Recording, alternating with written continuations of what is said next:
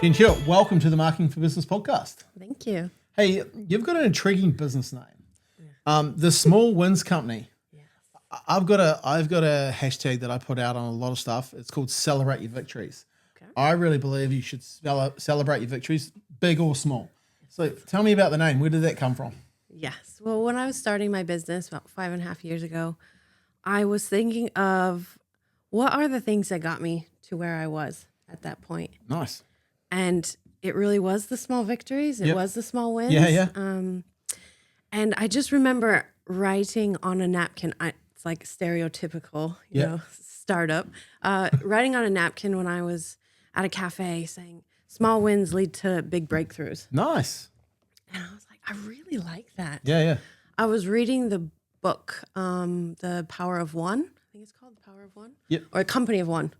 And I was like, I could do this on my own. I can definitely start my own business. But what are the things that I enjoy? What keeps me going? And one is just celebrating little things. Nice. So I just started writing little random quotes. And I was like, you know what? The small wins. But I wanted to name it something that I could possibly turn into products one day. Okay, cool. So then I said the Small Wins Company. Nice. Yeah. That's good thinking, right? So obviously, you know, you've married it into what you like, you know, and some of the, I really like small wins, big breakthroughs. That's a good takeaway straight away. So what do you do to help businesses now? Like, so you're obviously helping people with planning, strategic. I read on your LinkedIn that you're a workflow nerd. Yes. But here's the thing. I believe a lot of my audience will get a lot of value out of this because we've done a few things on systems and processes before. And people always like to lean in about this because it's one of those things in businesses. It's one of the, it looks easy, but it's actually quite hard to do. Talk to me about that. So what does your daily business do and who do you help? Yeah. So currently at the moment, I am working as business strategist / operations consultant. Mm-hmm. So working with clients to help them create space for their next opportunity. Yep. And a lot of the times that looks like systems, processes, workflow, aspects of work. Other times it's more of the front end, the marketing, content, business coaching type things. So I get to play in both sides, the back end of the house and the front end of the house, which is fun. Nice. And where I love to live. So for me, it's helping businesses get to that next level. A lot of businesses here that I've worked with are just ready to get to that next level, but the way that their business operates or was set up no longer serves them. Okay. So we look at, okay, where do you want to go? What are those roadblocks? What are the opportunities?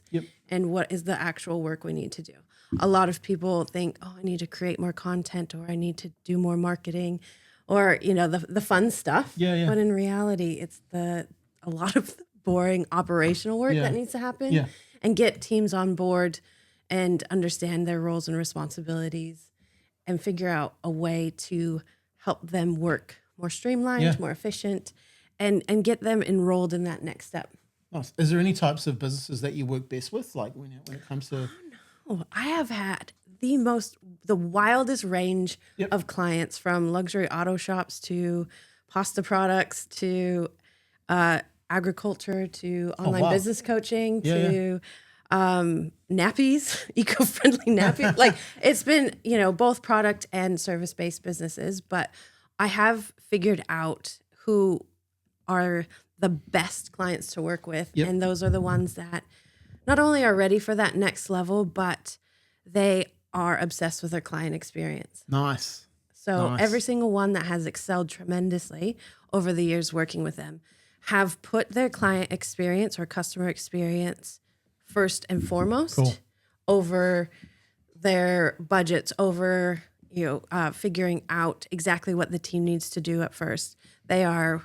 We serve them, and this is what I want them to get out of the experience. And then kind of everything falls into place after that. So when you look at that, because I think that's brilliant, right? Like if you can just, walk in the shoes of your clients and customers and then give them a better experience. What is it that you had? What are some of the common traits that you've found? And then we'll ask another question after that. Like, so what are some of those common traits when people want to make their customers' experience better? They don't look at it as a job. Okay. They look at it as a non-negotiable. And so when they are in that that mindset and that frame of mind, nothing is above them. Okay. So nice. they will do anything. Yeah, yeah. So they are there to listen and work with me, not tell me what to do. Cool. And it's a great collaboration because you get to see the back end of someone's business, but also the motivation behind them wanting to build better client experiences. Yeah.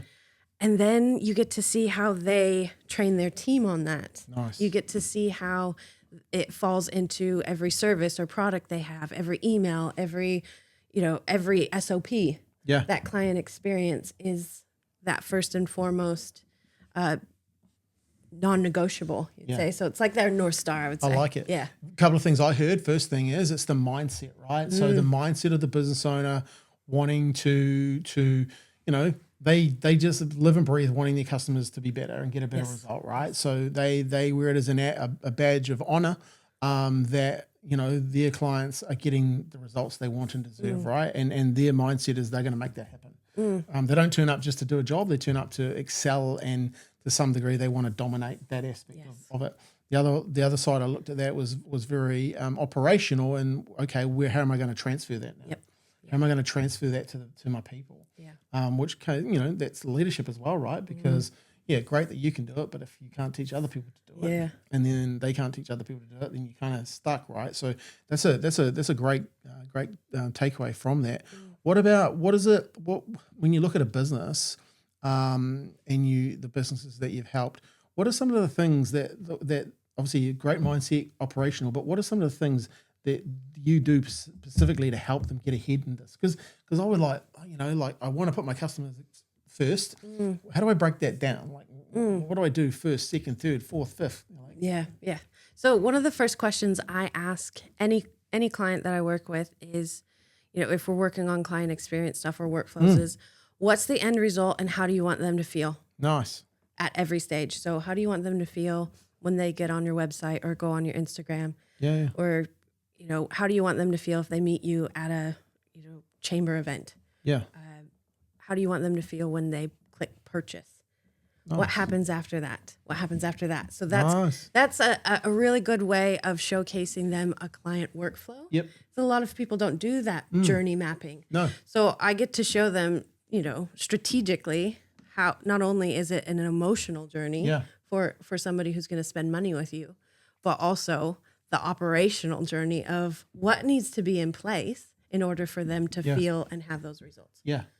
That's good. Yeah. That's good. Yeah. I remember years ago when I had my search engine optimization company, we used to also help with a bit of user experience with websites. And I always remember this gentleman, he owned a number of florists, but he also had online websites. And he took them as serious as he did his, walk-in stores. And this is 12, probably 14 years ago. And he was a gentleman in his 70s. And he was really he just owned what's the end result look like, and how do I make people feel. I called him one day though, because he said, have you ever bought anything from your website? And he goes, no, why would I do that? And I said, give me your credit card. So put it on the screen, and we went and bought, and there was some few clunks in his website, and he wasn't happy about it, but he fixed them. But it was a real good, hey, he was driving those online stores just as hard as his physical stores. And it was how he made people feel was a big part of that.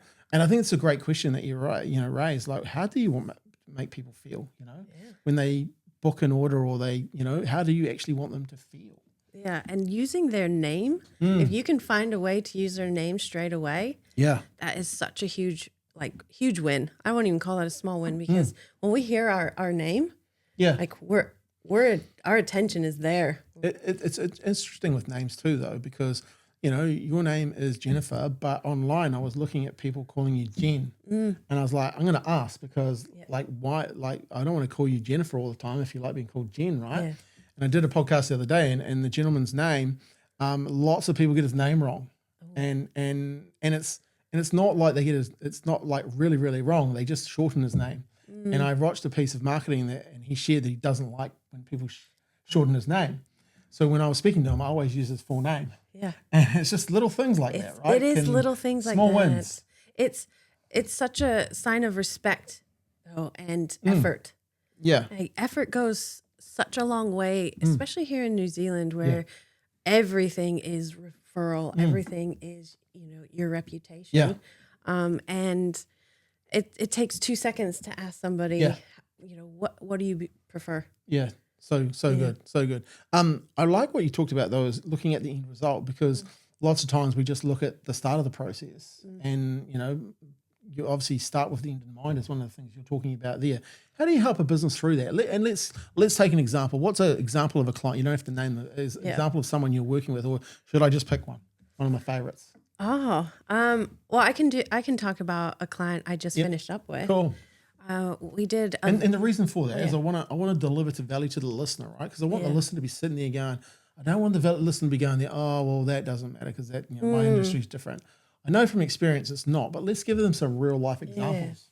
So I recently did a VIP day with an online business owner, and she wanted to create her first group program. Nice. She's been in business for 14 years. Yep. Knows her stuff, top of her industry, very respected.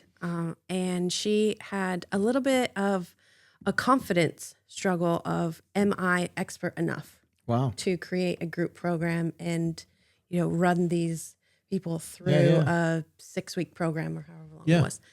And so we started with, well, what's the end result and how do you want them to feel throughout the whole program? And so she goes, I don't want it to feel like they are being taught, as in I'm speaking down to them, and I want them to feel like they're going to a 6-week long retreat where it's cozy, it's fun, they are safe to ask questions. Nothing they bring to the table is dumb. And they get everything they need out of that time, whether it's mindset, whether it's business, friendship, community, whatever it is.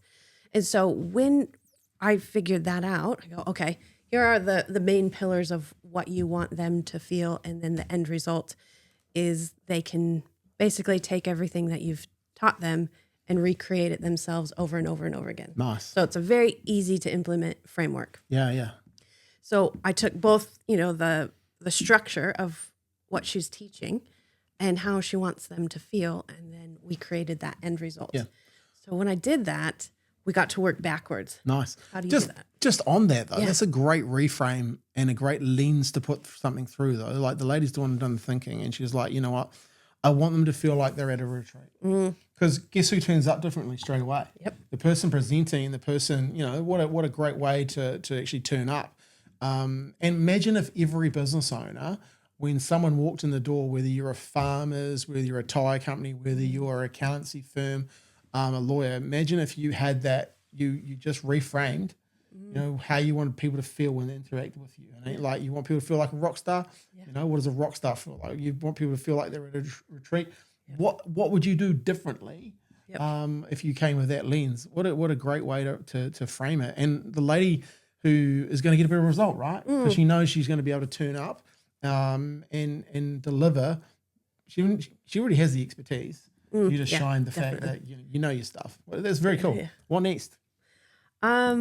I've got another example. Actually, we just finished off. I do VIP days on 3 different things. Yeah, what's a VIP day? So we map out. You can choose from 3 different things. You can map out a launch together. Yep. We can map out an offer together. Yep. Or we can map out a client experience together. Cool. So we do that all in a day. It's intense, but it's so much fun, and we get so much done. Yeah. So is this for like bricks and mortar, online only? For both. Both? So cool. I did the VIP day for the program, and she's online, and then I just did one for a VIP day launch for a brick and mortar luxury auto shop in Queenstown. Brilliant. Yeah. So what they did is really look at not only launching a new service that nobody else is doing in the South Island, really, is also how can we say thank you to our current clients? So how can we bring them into the fold of this new service that, we want them to be able to book in before anybody else, and we're going to call them.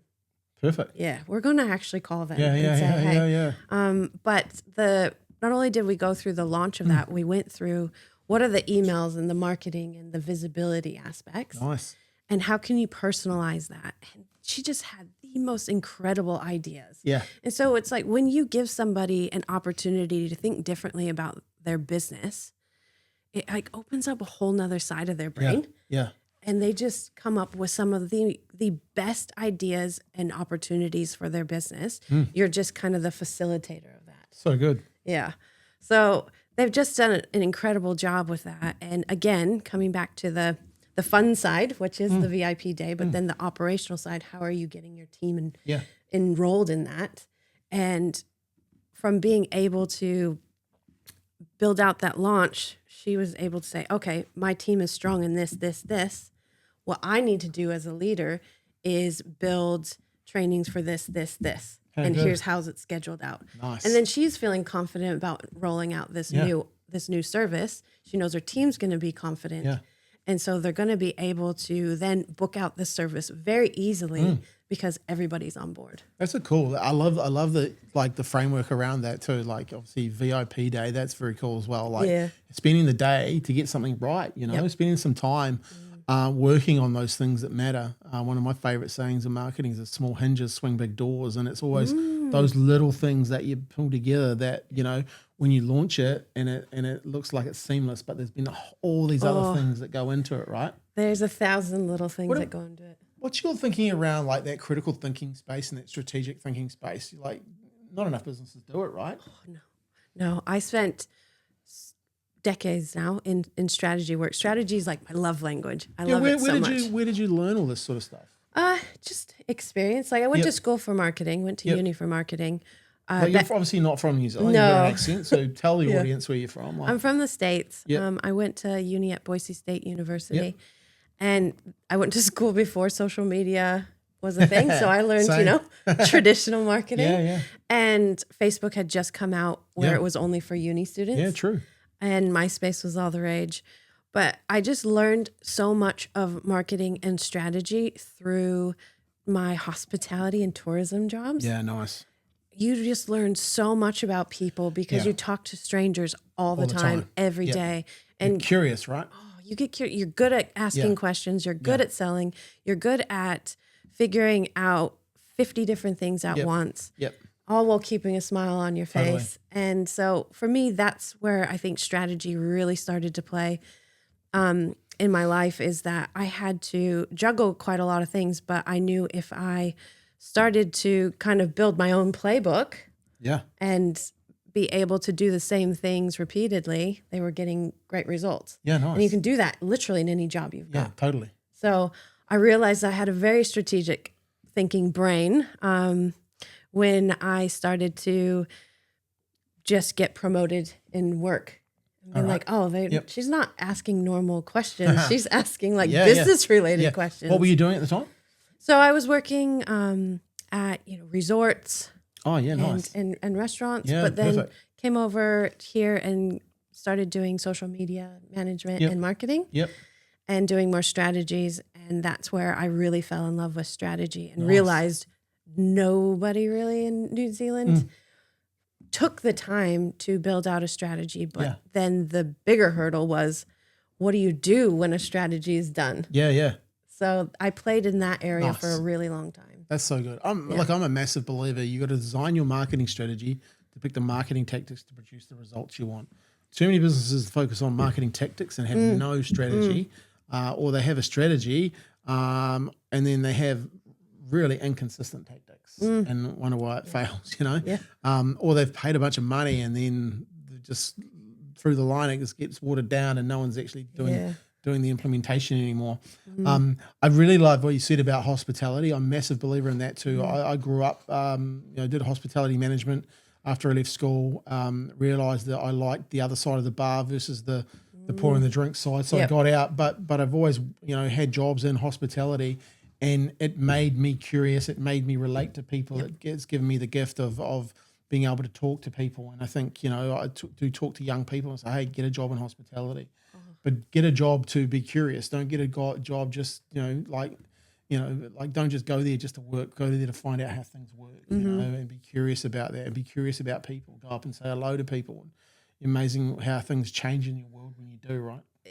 It's been the biggest catalyst for me probably going out on my own, because I'm not afraid to talk to strangers. I'm not afraid of rejection. I can handle really high pressure situations, really high, fast paced environments. And, people from all different cultures, and being adaptable. I just find, hospitality and customer service does not get the kudos it should, because it makes you. Well, it certainly doesn't in New Zealand. It's not seen as a career opportunity, at all. where it should be, right? And some of the hospitality venues that we work definitely, definitely do see it as a career. I read on LinkedIn and your post you put out the other day that you were close to handing in the business. You were burnt out a little bit. Talk a wee bit about that, because I think, and the reason I wanted to bring it up, because I think there's a lot of people struggle with that right now, and I thought it was brave enough really brave of you to put it out there and to give the lessons of what you've learned from that, right? Because I think it's a thing that people do struggle with, and it's definitely, owning a business can be very stressful, right? Yes. Like it's not it's not as easy as so many people make it out, right? No, it's not. Yeah, so I've had 2 really big burnouts in my 5.5 years. Yep. One was my first year I went into business. I started my business 4 months before the pandemic hit. And then I was inundated with work because everybody needed to be online. Yeah, true, right? So what is social media marketing? What's a strategy? What do I need to do? I need training. So I was beyond booked out. Yeah. You weren't baking any sourdough bread. No. So I just worked really, really hard for a solid, 16 months with really no breaks. Oh, and wow. I burnt out so hardcore, like as in took me a year to sort myself out. And I told myself I wouldn't do it again, but I did because I just love business. I love working. I love meeting new people and I get excited.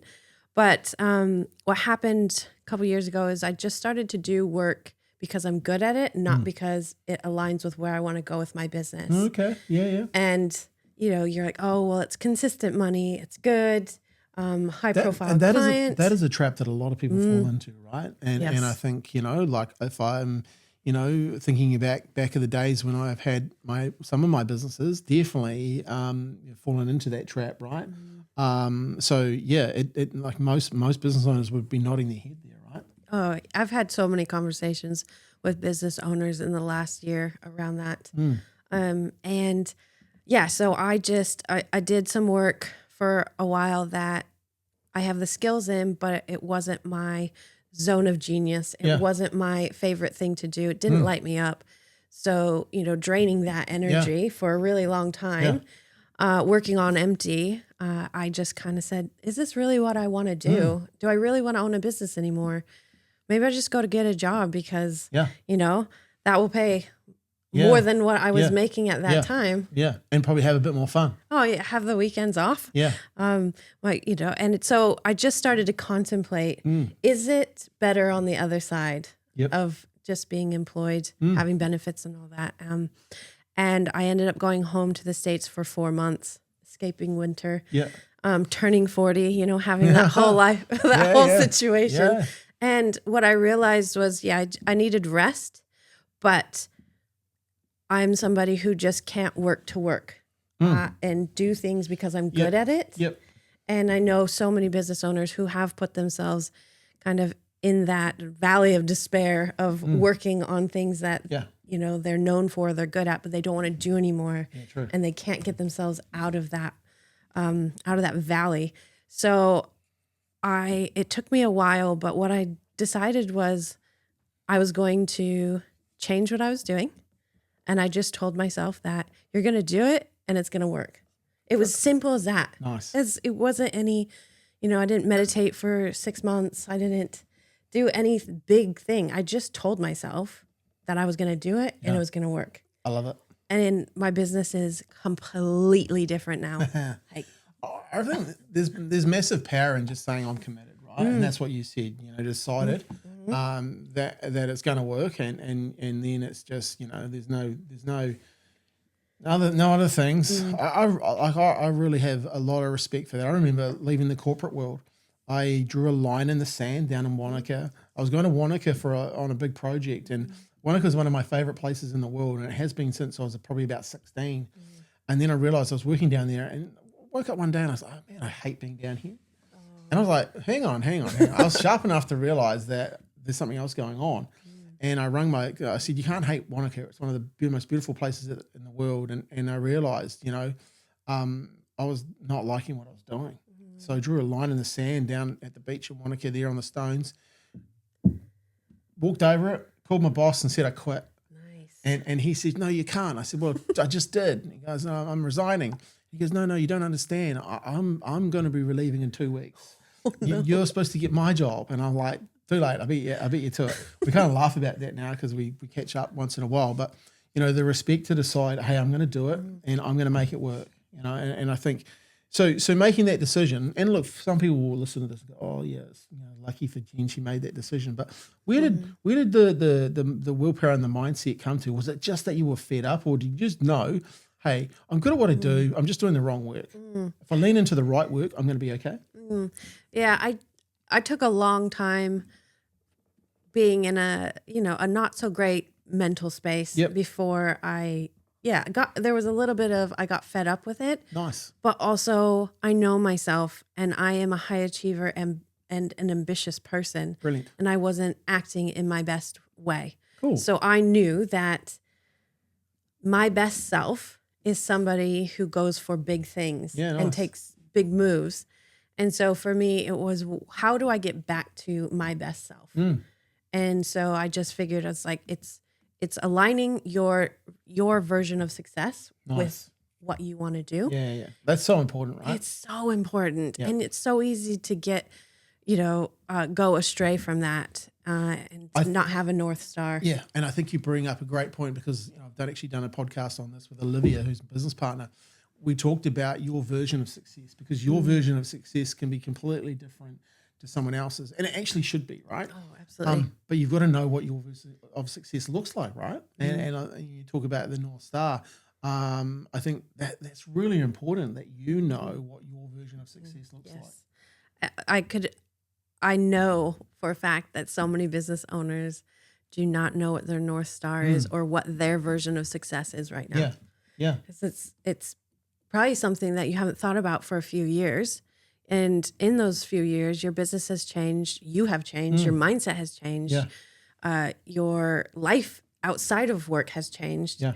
And going back to figuring out what that is, it's also a moment of grieving your past self, because you realize how you've set your business up or what you're doing is no longer really aligned with what your version of success is.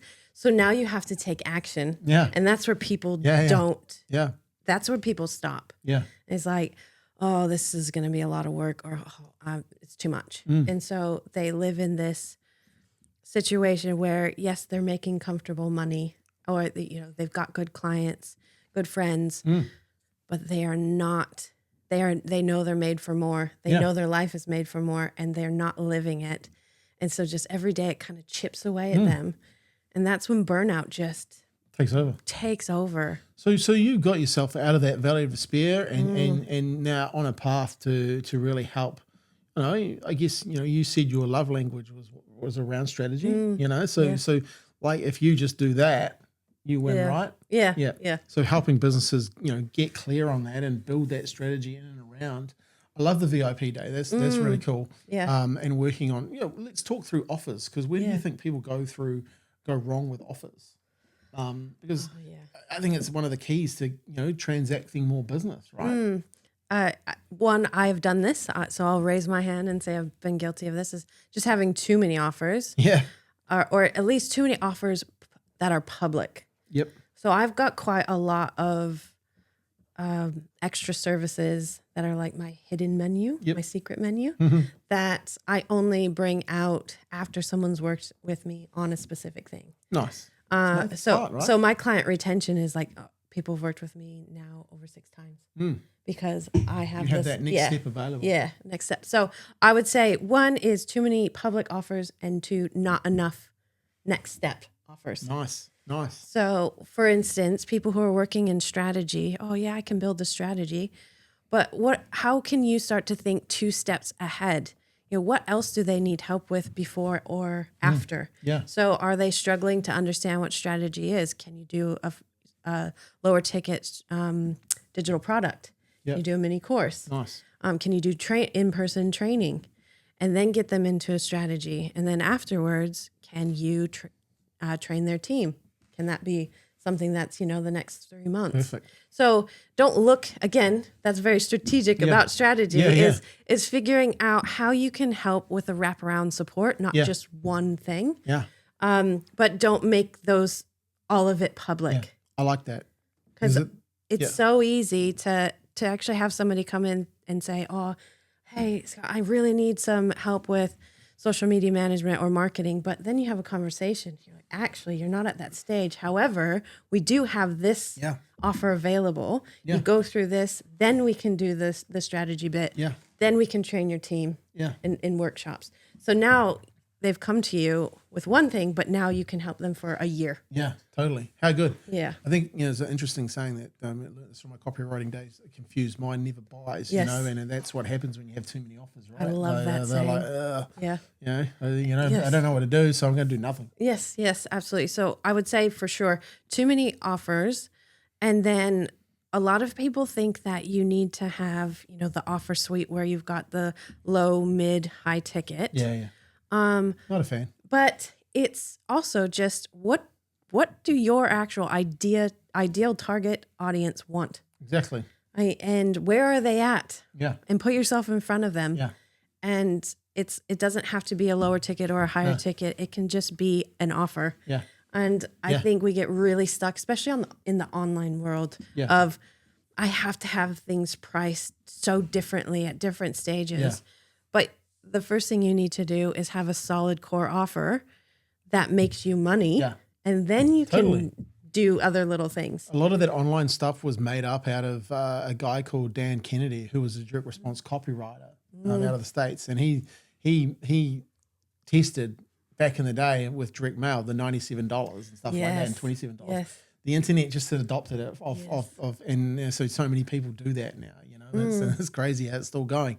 And I think also, you're right. Why sell a $27 ebook when your customer wants to buy $6,500 a month? Marketing services, right? Like, why sell a software program that's $49 that supposedly does stuff when they might buy $1,200? Like giving them actually what they want, because if you really understand what your customer wants, you'll give that to them. Like if you're selling it the other way, you're actually selling what you want. And that's a big thing that I see a lot. A lot of people are selling what they want, not what the market wants. And that you can find a good happy medium with that. I think that's the whole point of, again, aligning your offers and your business with your version of success is what does that success look like in terms of freedom of time and money and lifestyle? But what do those offers look like that are, again, client experience first? Yeah. Where you are delivering just white glove, 12 out of 10 experience, but gives you that freedom that you want in your life. And so that's why too many offers don't work. No. Totally. It doesn't align with your version of success. So maybe you do only work with one client, but it's, a $20K a month client. Maybe it's VIP days. That's how I came up with mine is I realized that I work really good in 2 different ways. One, in long-term projects where we've got a really big goal, because that keeps me like ambitious and really motivated. And then the other one is short and sweet and snappy, which is a VIP day where it's very strategic. We get so much done in one full day and you see the instant results. I love that. So I like to work on both sides of that spectrum. And that gives me time, that gives me freedom, that gives me money. Yeah. And both of those align with my version of success.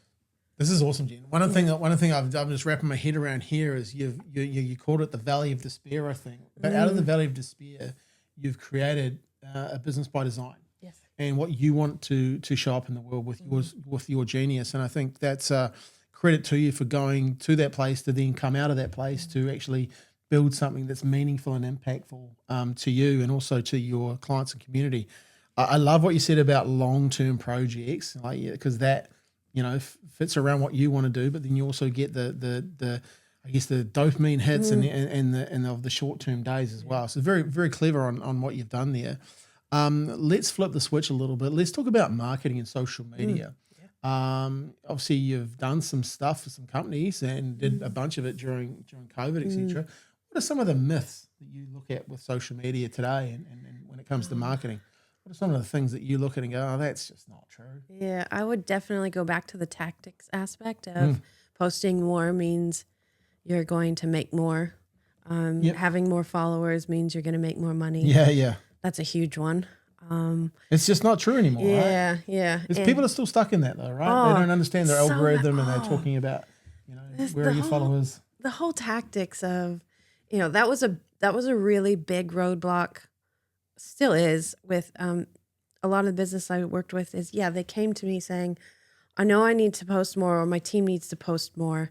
Should we be on TikTok? Should we be on YouTube? Should, just naming all of the platforms.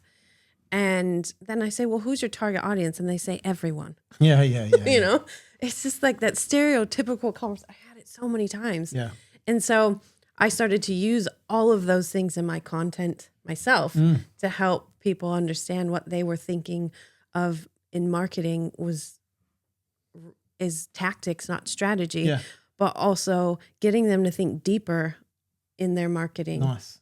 And I would say, the biggest myth about more followers means more money. Yeah. I knew so many influencers at the beginning who made $0 but had 150,000 followers. They didn't have an email list. They didn't know how to market. They didn't know how to sell. There's a podcast the other day I was listening to with Jay Shetty and Lewis Howes.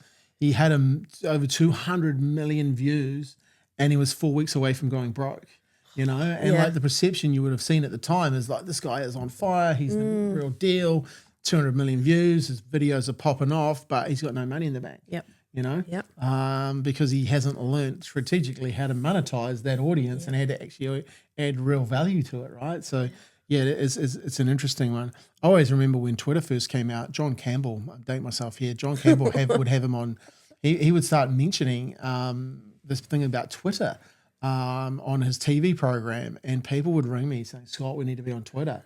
And I'm writing the Yellow Pages ads for a bicycle shop, and I'm like now telling me they need to be on Twitter because John Campbell's telling them that they've got to be on Twitter, right? And I was like, why? Like, no one was at the time looking at Twitter in New Zealand, but he made it like it just came out, and that was all the rage, right? And I've never forgotten that around how going with the wind some business owners are, right? What do you think? When you look at marketing, maybe even digital marketing? What are a couple of things that you think agencies do badly for? I'm asking people this question because I want to know more, right? I want to know what our industry is doing badly from other people's eyes. I would say everything looks quite cookie cutter. Yep. I'd say playing safe. Yep. I think, there are some, say video ads or video content that I see that come out of some agencies that are pretty good.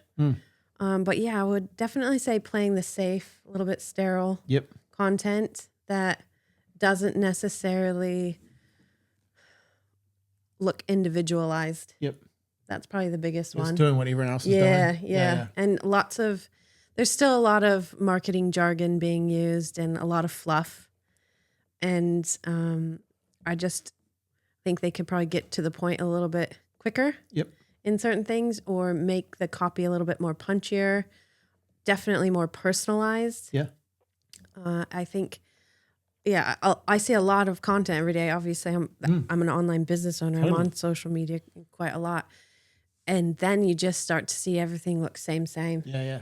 And I think here we could push the envelope a lot further with content.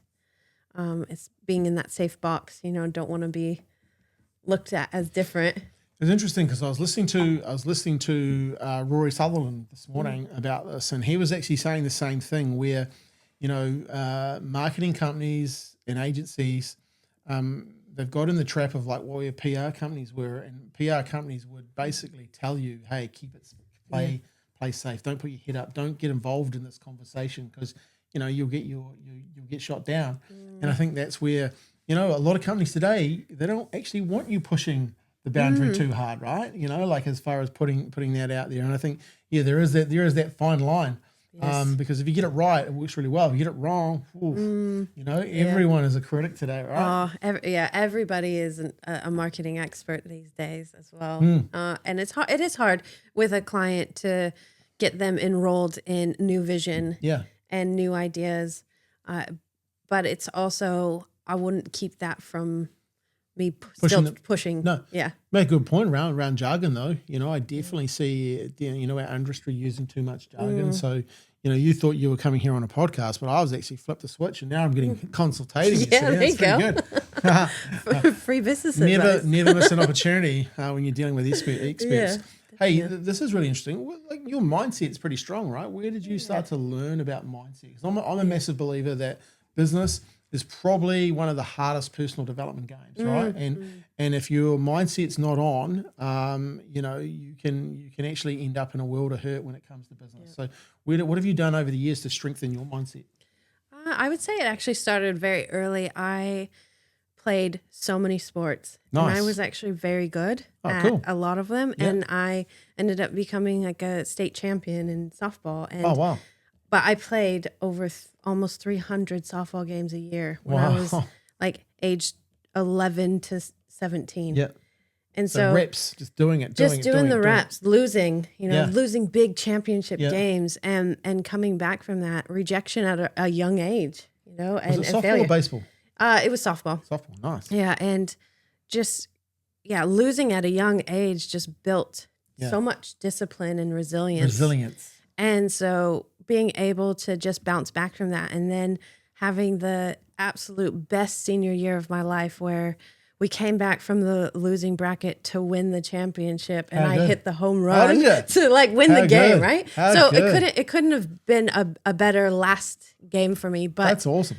I would say that was the first bit, but then I've had the absolute privilege of traveling to 35 plus countries. Nice. So my mindset and compassion and empathy and has changed dramatically from being able to travel the world and being able to do it solo. That's a huge mindset game in its own. So totally. I would say those ones, and then some not so great business experiences here that have definitely made me really work internally on my mental health and the mindset game. And then, when you go out on your own, you have no other choice than to work on your mindset. Yeah. And if you don't, then those are businesses that end up, I don't want to say failing, but closing, because it's a mindset game every day. Totally. You either win or learn. Right? Yeah. There's no failure. Yeah. You're just learning. What have you done? Like, do you read? Do you follow anyone where you kind of updating your mindset? Yeah. Because I think it's like a muscle, right? It's like going to the gym or doing whatever you're doing. You've got to constantly be feeding this thing. Yes. Right? Oh, I am a huge nerd. I'm a lifelong learner. I took so many courses, and I do love a good motivational speech every once in a while, or entrepreneur. Who's your go-to? I did love Brendan Burchard for a really long time. And he's from Montana, which is a state next to where I lived. And it's just funny. I just love his enthusiasm. But I really Did I live? Did I love? Did I matter? Yeah. Nice. Yeah, he's just got, sometimes he's just really blunt, and I really appreciate that. Yeah, nice. So he was a big part of my first parts of entrepreneurial journey. But for me, it's reading the book Essentialism. If you haven't read that one yet, that is just all about simplifying everything. And I think it's one of the most important books any person should read. And it just kind of slaps you in the face in a good way. Yeah, nice. Of like, wow, a lot of stuff actually doesn't matter at all. Yeah, good. And simplifying both life and business, that was a huge catalyst. Same with Atomic Habits. Yep, nice. Yeah, I'm sure everybody's read that by now. And just being able to implement those new habits and habit stacking has just been crucial to my, I would say, business success. And my strategic mind loves stacking things. So that was really easy.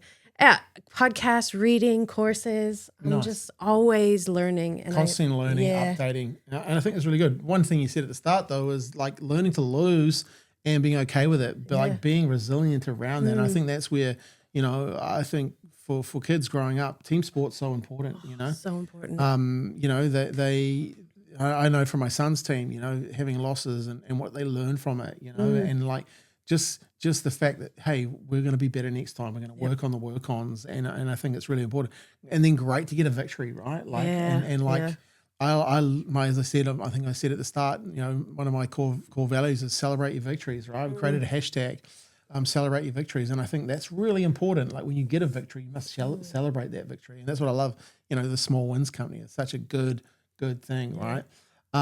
Traveling to 35 countries, you just realize how lucky you are. You know, like I've been to a number of countries too, and been in some situations and like just realize, man, we like New Zealand's at the bottom of the world, right? Yeah. You know that. Like, but I travel to the States, you know, sometimes twice a year, and I've been around the world, and you just do realize, hey, we are lucky to live here, but also grateful when you start moving around the world too. Absolutely. That we are, you know, very fortunate. And that all adds up to the experience that you have, and the ability to then talk to people and relate to people, right? Yeah, definitely. Which, you know, all comes from back to hospitality. Yes, You know? always does. You know? Yeah. It certainly does. Hey, this has been a fascinating chat. I can't believe we've been going 46 minutes. Yeah. I'm going to have to put you on the spot now, though, because I always put everyone on the spot. Okay. I think you're going to nail this. And I like to, you know, be business owners listening and business owners thinking about this whole, you know, starting with the end in mind stuff, right? And how do I create this experience? How do I create a customer first experience? So let's go. Let's say if I was starting a business today, what are 5 things you would recommend I do to put the customers at the forefront of my mind? Oh, 5 things. Wow. I would first, again, figure out what is my version of success. Yeah, That nice. is always number one, Yeah. because that's just going to be, again, your North Star. And it could be, what is your version of success for the next year? Yeah. It doesn't have to be life. That's cool. Right? Let's break it down. Yeah, small. narrow it down. Yeah. 1 So year. what's your version of success for the first year? Be realistic. And then work backwards from that. So if that's to, you know, say even just make 50K. Okay. What can I do for 50K? And what client experience do I want to put out there? Yeah. So for instance, I realized with VIP days, like if they're starting out and they're like, oh, I don't really want to do 3-month packages. I'm really good one-on-one. Yeah, nice. And it's figuring out what is your best way of delivering a service you want to do. Nice. So a lot of people just do what everybody else has done. You know, oh, I want to do online business coaching. Okay. Yeah. Well, what does that look like for you? For you. Not what everybody else is doing. What does that look like for you? And figuring out what that offer looks like that way. So Nice. figuring out what your North Star is, figuring out how you're going to deliver that service. Yeah, nice. And what does the client experience look like from your business? So for instance, does it look like my past client, does it look like a retreat? Does it look like a VIP service? Does it look like, you know, an affordable, friendly neighborhood business? That's very cool. Yeah, you've got to figure that one out. Yeah. Because if you don't figure it out, where can they land? You know, if the runway's not built, like they're not landing there, right? And when you figure out your place in your industry, your positioning, then all the messaging, the values, the marketing falls into place because you know where you live and lie. Yeah. You're not trying to be somebody else. No. You know exactly what you can provide. This is interesting because I remember getting some comms come across to us. We look after some big franchises in New Zealand, and there was a new business starting up, and they were starting up in Christchurch, and they were going in these 3 different areas, and they were going to slaughter our customer. And they were this, they were this, they were this, they were this, and this. And you can just if they'd gone through this, they probably would have mapped it out and won, but they've actually gone broke now, and they owe money to suppliers and stuff because they didn't map out any of this, right? Yeah. They didn't focus on the customer.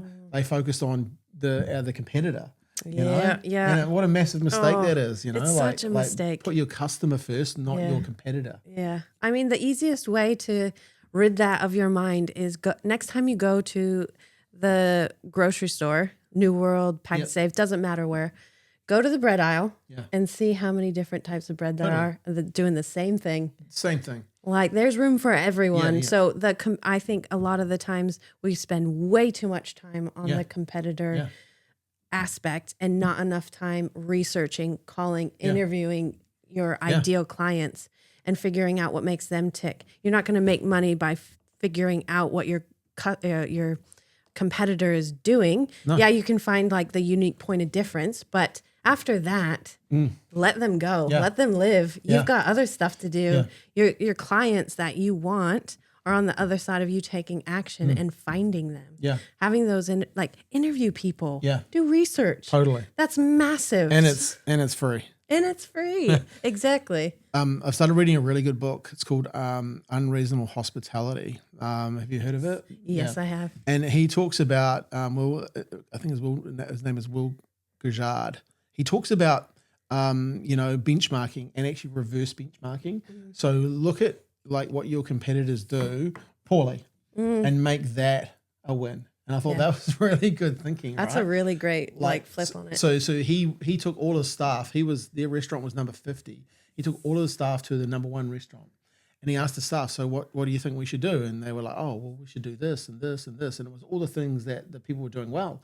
And he said, "No, let's do the 2 things that they're not doing well." And that was they weren't providing like a coffee experience. They were just giving you 2 types of coffee. So they got a coffee sommelier on board and got all this coffee in, right? Yeah. And then the other thing that they did is he noticed that the beer, you got treated like a second-class citizen when you ordered a beer. So the wine sommelier would come over and all this blah, blah, blah, and food prepping and all that, like matching and all that sort of stuff. The beer, you just get a beer. You get like a Heineken or a Carlsberg. He was like, well, actually, why don't we create a beer sommelier? So when people come in and they want to have a beer, oh, yes, I'll just get the menu for you. And the menu would come out. I see you having the fish. Well, you'd like this lemon zest IPA and stuff like that. And he said they basically it changed because people started talking about it because the stuff that they were doing, the people were doing really, really badly. They were just doing it really shit. So it made when they started doing it really, really well, even more of an experience. People started talking about, oh, go there. They match beers and all this sort of stuff. Oh, they give you this coffee experience. Yeah. And I thought that was just genius, right? Just genius in the fact that they focused, and reverse engineering that. Yep. I think that's very cool. No, I think you've got one more. Oh, I got one more. What did I say? Well, you're up to that client experience. Yes, and the research and interviewing. Yeah, research and interviewing. That's huge. Then there's one more. I would say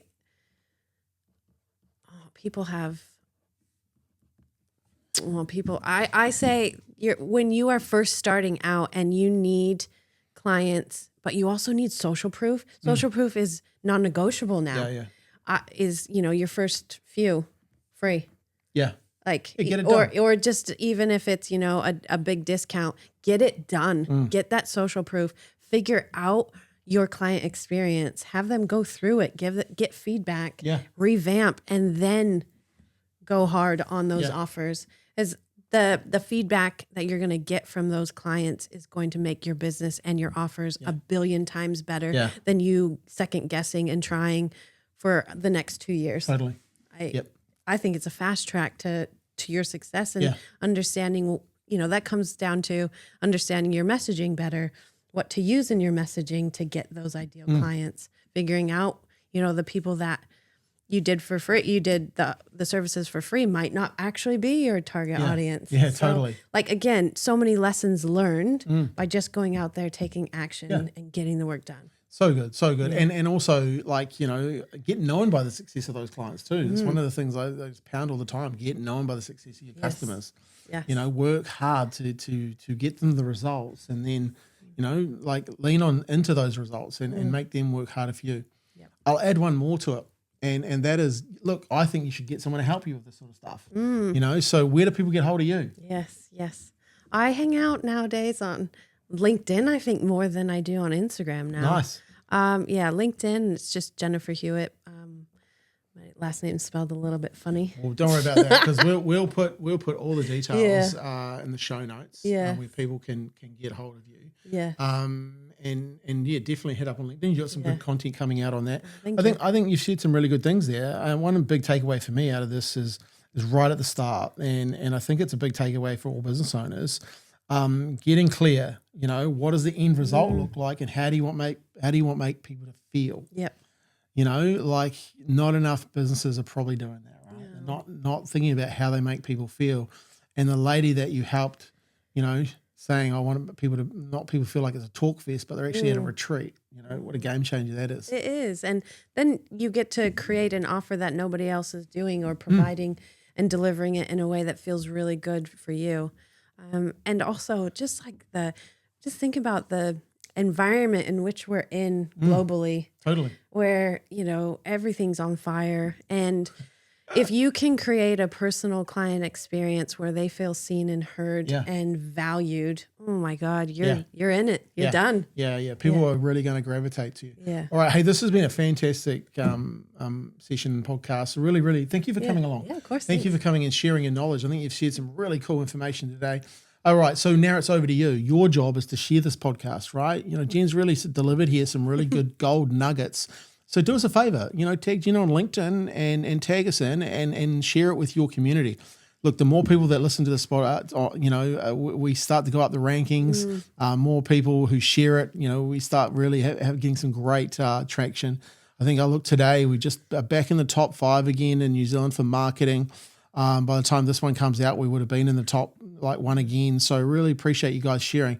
Please go and share this and tag us in, have some fun, and maybe share one of the takeaways that you got from today's podcast, because there's been some gold here. All right. Thanks for your time. As always, have fun, go out there and take some action. And as always, celebrate your victories.